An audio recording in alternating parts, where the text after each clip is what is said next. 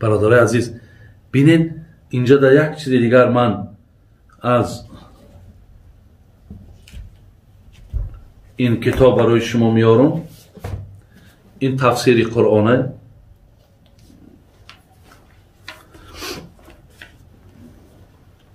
از سوره مبارکه نوح آیت 10 11 و 12 فقلت استغفروا ربکم انه کان غفارا. میگه حضرت نوح قومش گفت که طلب مغفرت کنید پروردگار را و هرگاهی که طلب مغفرت کنید الله مهربان گناهاتون میبخشه. بین بعد یرسل السماء علیکم مدرارا.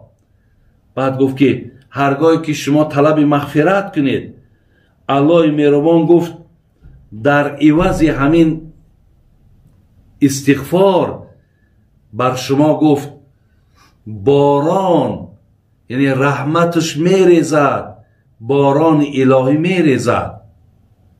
برادرای عزیز بارانش میریزد گفت، یعنی اگر ما هم امروز اگر قحطی بیاید، ببارشی بیاید، آیا اشکلان هایی که میکردن کو باید داشته باشین مردم اشکلان میکردن، سطیل میبردن، تغاره میبردن، در میدان میزدن که باران شود، که اینا همه شرکیاتن. اینا تعلیم دین ما، اینا راهی آمدن باران. یرسل السماء علیکم مدرارا. مدرارا میدونین بارانی که بسیار میده میده زیبا میباره. میگه در عوض طلب مغفرتان خداوند به شما این گونه باران میتید. ولی بین من در اینجا خواندم میگه 40 سال باران در قوم نوح نامد. بعدا برای آنه که باران بیاد حضرت نوح قومش گفت طلب مغفرت کنین. مقصد چی می شود؟ باران الله مهربان می بارد. و یمددکم باموال و بنین و یجعل لکم جنات و یجعل لکم انهارا. بعد گفت استغفار کنید. حضرت نوح گفت تا به شما مال و فرزند را پی در پی دهد و برای شما باغها و جویبارها را پدید بیارد.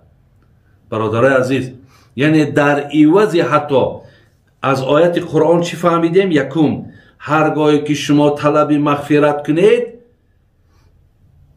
40 سالی که باران آمده بود باران الله بر بالای شما می آید. در عوض این میدانین که در دوام همین 40 سال میگه یگان زن تولد نمی کرد. هیچ زنها مقصد تولد نکردن و خیلی بگیم مشکلات های مالی هم در مردم پیدا شد. حضرت نوح گفت که اگر طلب مغفرت کنین الله مالهاتون زیاد میکند، زنهاتون هم حتی زاینده میگرداند. حالا اینجا یک روایت آمده است میگن مرد نزد حضرت حسن بصری آمد، از قحطی و تنگدستی شکایت کرد. گفت بسیار مردم تنگدست شده است و بسیار قحطی آمدگی است، نارسایی آمده است. حسن بصری گفت که از الله عزوجل آمرزش بخواه، طلب مغفرت کن.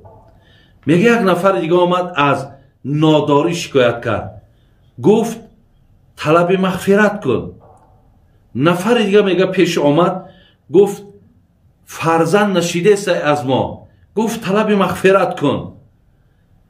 برادر هر کسی که میآید از زراعتاشون، زراعت هامون مقصد نشیده است، میوه هامون نشیده است، همش طلب مغفرت کن، طلب مغفرت کن. بعد میگه وقتی که پرسیدنش حضرت هر نفری را به این توصیه دادی، همین آیت خوان فقلت استغفروا ربکم. بین همین آیت خوان که الله مهربان بین حضرت نوح چی گفت؟